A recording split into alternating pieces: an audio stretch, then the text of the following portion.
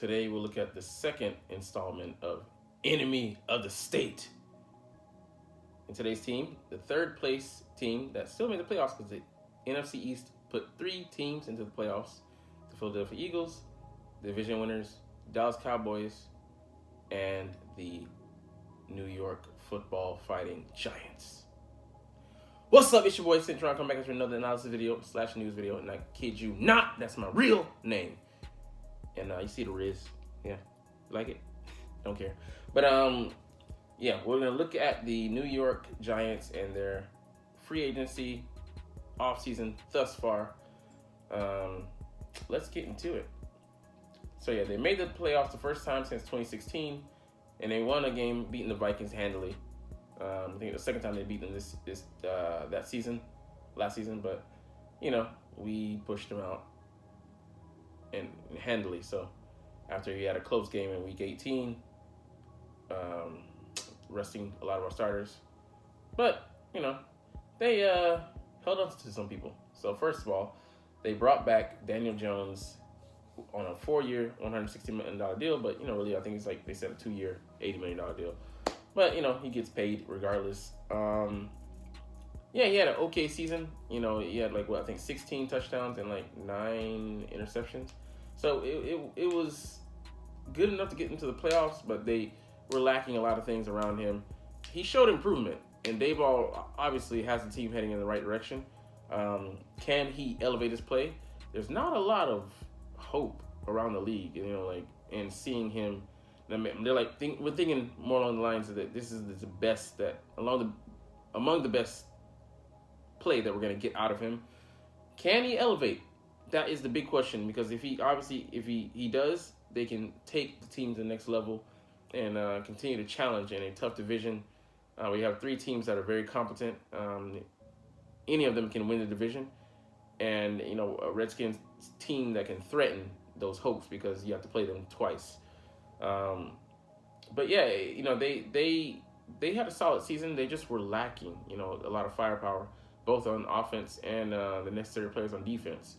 So can they add enough? And let's see what they did throughout this offseason. But Daniel Jones, I think keeping him in place is still a good, you know, better than starting over. Definitely, because they, you know, they're going to want to build off of what they, you know, did last year, because they kind of rebuilt on the run. A quick little mini rebuild, but you know, they just didn't have a lot of weapons. So let's see. They held on also to Saquon Barkley, franchise tag, over $10 million. So I mean, like, you know, the running backs are not really valued, but you know, that's the top, the aggregation of the top, you know, 5 salaries in the league at running back. And yeah, he's getting paid this season, but you know, are they going to extend, or is this just a trial and they're just going to see what he does? Can he stay, you know, produce another year in a row? Because outside of his rookie year, and I think maybe his 3rd year, you know, he hasn't really stayed healthy.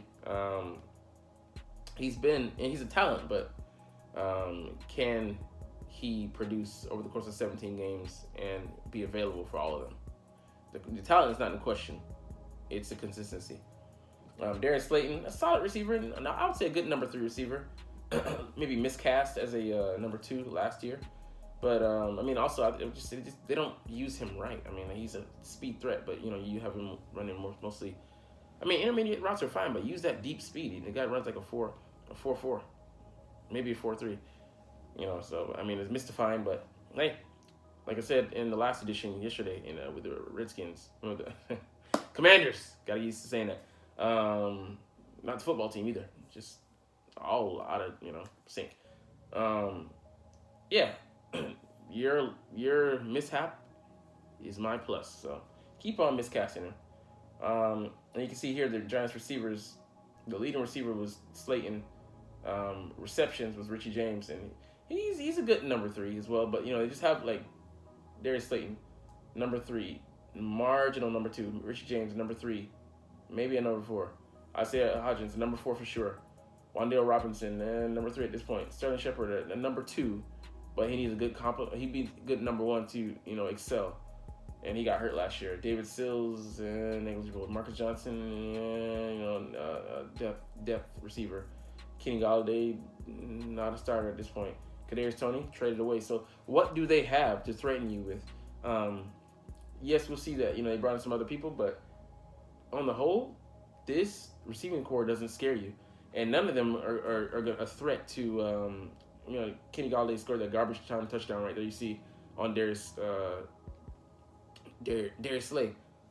But outside of that, man, they don't scare you.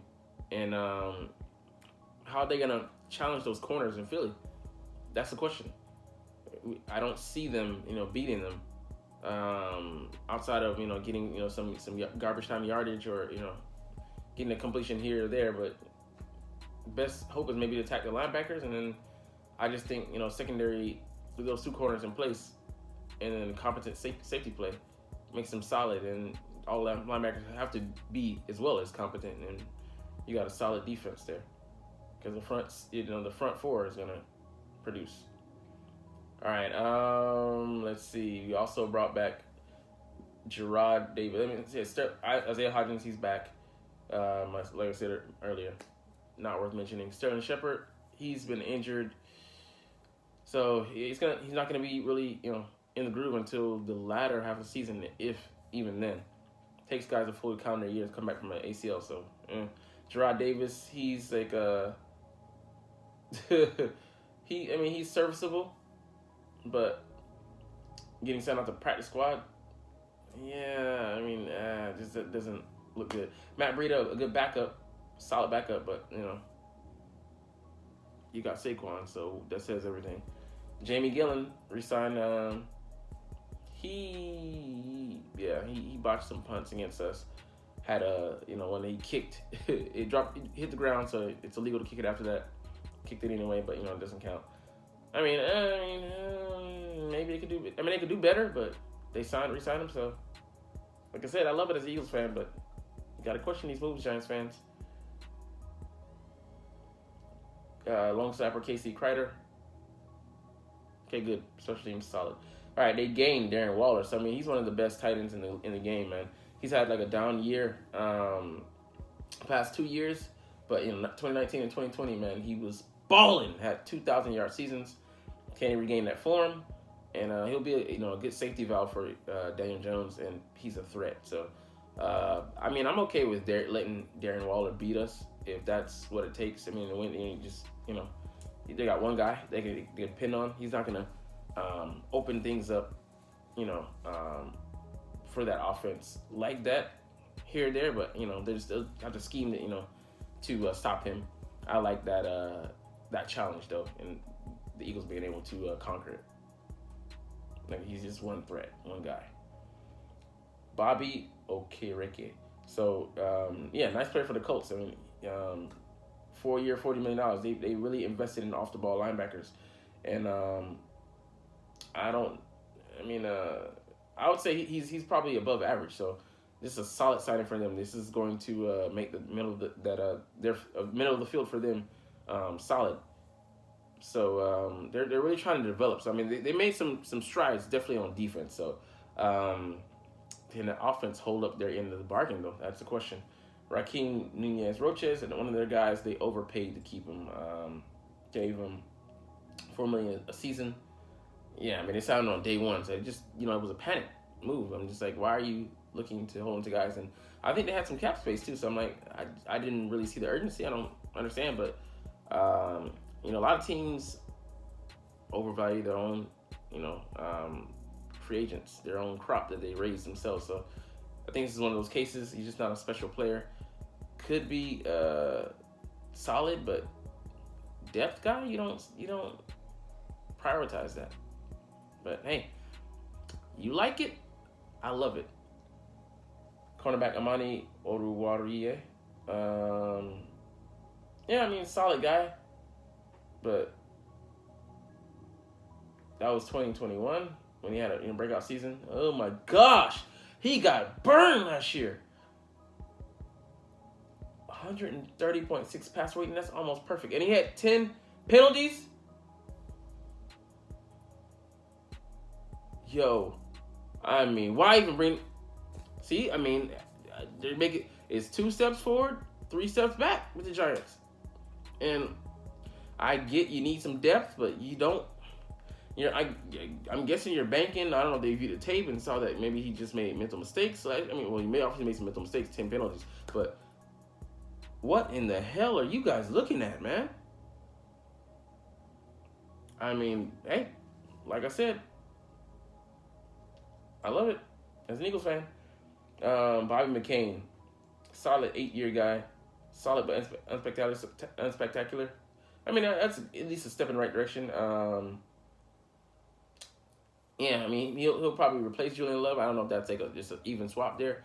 Julian Love had some talent, but he got outplayed, by us. We made him look bad, put him in some bad positions. But the Eagles did that to a lot of people. So, who's to say? I mean, I just think Julian Love, maybe he could have been an ascending player, and you like to keep players in the same system. But if he didn't have the requisite talent, then you let him go, and he's not a priority. He did sign, I think, like $6 or $7 million deal, so he was a priority for somebody. But it's just more like fresh blood coming in, and they're hoping that you get the best out of the player. Paris Campbell, this is something I really like, man. He had his best season last year in Indy, 63 catches, 623 yards, 3 TDs. But again, he's a slot receiver.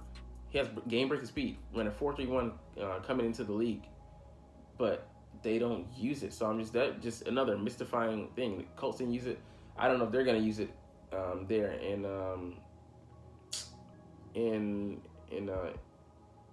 Gotham. So we'll see. Another guy they brought in, Jameson Crowder, 9th-year guy, nothing really special.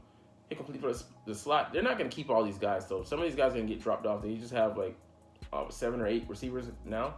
So I mean, you got to find the best, amalgamation, put them together, and Jeff Smith, depth signing, and then maybe roster, filling out the roster, but maybe he doesn't even make the team. So players lost. Julian Love, yeah, he signed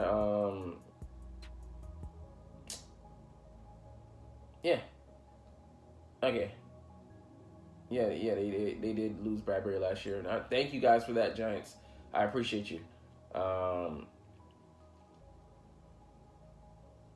mean, I don't know. That was weird that they released him last year. They could have found a way to keep him, but they didn't want to, credit card usage, the salary cap, like how he does. So, but it is what it is. But yeah, he's a young guy. Yeah, he got $6 million. So from the Seahawks, and they like to play 360 sets, so they'll make use of him. Let's see.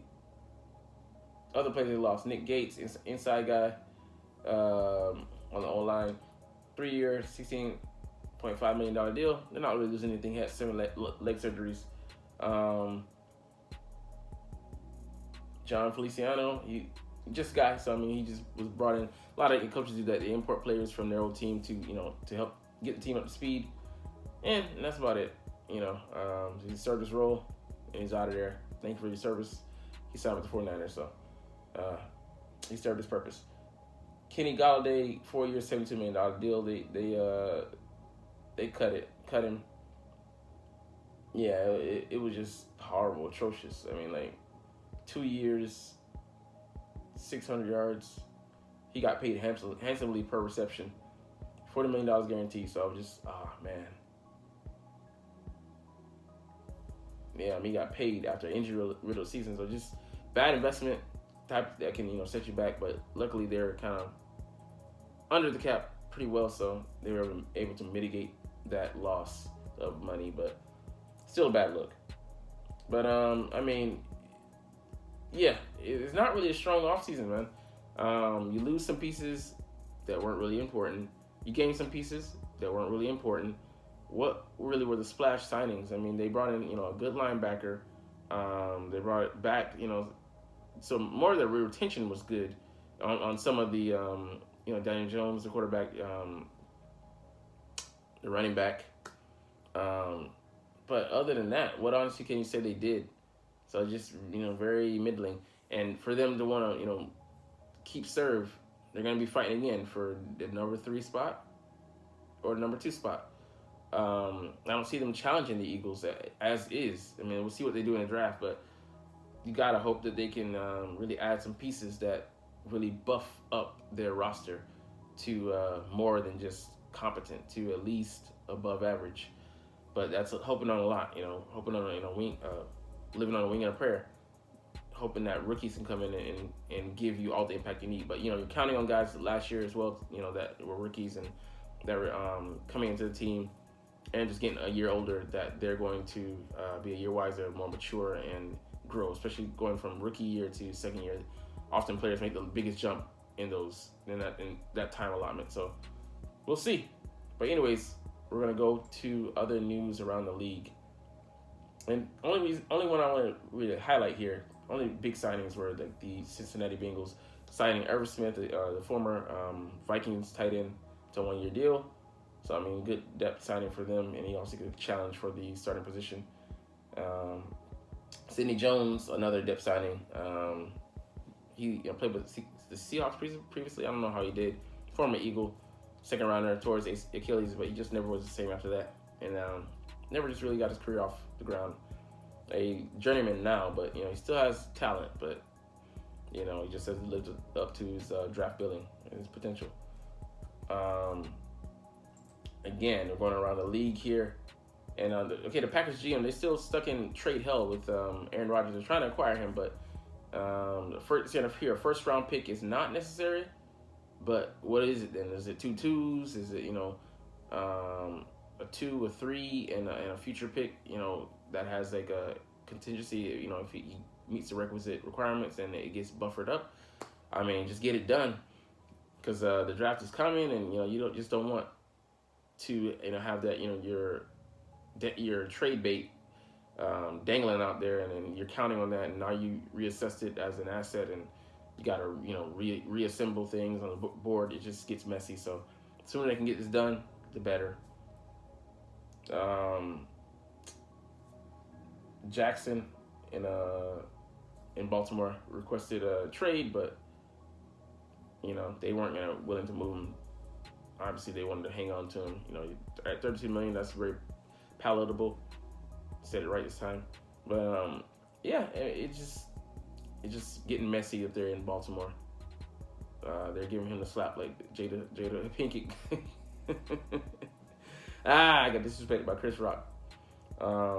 Jared Mayo, a former linebacker for the New England Patriots, is being considered as a candidate to replace Bill Belichick when he hangs it up. So you don't know how long the legendary Bill is going to coach, but it's cool to see that they're considering a guy who they raised, they brought up, drafted in, and have put him on track. He's either the coordinator there or like a linebackers coach. So he came in, got to start with them, I think, in coaching as well, and they just put him in the training program and put him on track. It's good to see that they're loyal to the players. I mean, Robert Kraft has always been that, and that they're trying to oversee his development. It would suck if he went out and signed with somebody else that came in and swooped in and got him, but it's an interesting development, because I know Bill's definitely taking him under his wing and teaching him all he knows and stuff like that, but he's also a hard worker. Cut his career short, because of injuries, whatever, but he was always a talented player and a smart guy, and it shows. Let's see here. Mike McCarthy, Cowboys head coach, is keeping the door open for Ezekiel Elliott to return. I mean, if it makes sense for them, but I don't know. We'll get into that tomorrow with the third edition of Enemy of the State. And I don't know, man. I like that, it's Jerry loves his players, but he's definitely one of the owners that overvalues his own players way too much. And hey, I'd love it. Bring back a slow and plodding Zeke, whose health bar just keeps on decreasing with every carry. The 49ers GM, former Buccaneers safety John Lynch, says that Purdy is the leader in the clubhouse. So he's being looked at as the guy who's going to have the leading position for the starting quarterback gig. I guess maybe his surgery and everything, rehab is going according to schedule. It's 3 to 6 months. He had the surgery, I think, in February. So, yeah, 3 to 6 month window, and after 3 months, he can resume throwing and really try to get that thing, rehabilitated. Tommy John surgery, UCL. The Eagles put him out in the playoff game, the conference championship game. Hassan Reddick hit that elbow, and just right at the wrong timing, right time for us, because right when he was throwing, and just tore that ligament right out of there. So, yeah, I mean, he hopefully gets back on track. I didn't want to see him injured, but let's win the game, so it's cool. But yeah, now Purdy, and then Lance coming back, Trey Lance, but you got to believe that he's gonna beat out Trey Lance and keep him on the bench. Talented guy, but hasn't been able to put it together to steal that job. All right, the Eagles GM, our GM, Hy Roseman, planning for Jalen Hurts contract relatively soon. So just trying to work out the details, and then just trying to really, we're trying to really see what moves you can make first in the offseason, and then after the first wave, after we've made most of our moves, really settle in and trying to get this contract done for Jalen. And I don't believe Jalen's going to seek the max that he could. He's going to want to be able, leave us some wiggle room to be able to maneuver around him in the coming years to put sign players, and then being able to have cap flexibility of some, to some degree. But he's also going to get that bag. So could be 50 million, 45 if we're lucky. 48 would be a nice number to settle on. But the length of the contract, and then the guaranteed money, whether it be 4 to 5 years, would be perfect for him, so he can re-up at the perfect timing. Like he's like 29 or so, or 30 or so, and quarterbacks can play for a long time, and into his late 30s, could be counting on him. But he might probably have to be a different quarterback at that time, losing some of his mobility, a lot of his mobility maybe. But or does he go the Patrick Mahomes route, go with a longer contract that gives us big to start out, but as the years go on and with the salary cap increasing, it becomes a bargain, and still a big contract, worth it for him, but a cap savings windfall for the team in the long run. So I don't know. I think we'll definitely see it sooner than later. But yeah, both sides want to Jalen wants to be here long term, and we want to have him long term. With the success we had, we weren't able to pay people like C.J. Gardner-Johnson because we were trying to save up. Because it's better to get it done this year than next year. Because the longer you let this thing protract out, the worse it's gonna be. It's like pulling teeth. Better to pull them now than later when it's gonna hurt more. The pay hurts. No pun intended. But that's all for today. We're gonna get up out of here. You're not even watching, though. It's all good, though, because, as always, it's fly, Eagles, fly. And let's motherfucking go! Like, comment, share, subscribe, Thanks for watching. Check me out at Cintron, Cintron Anime, Cintron Life, or Cintron Laughs. Or other social media.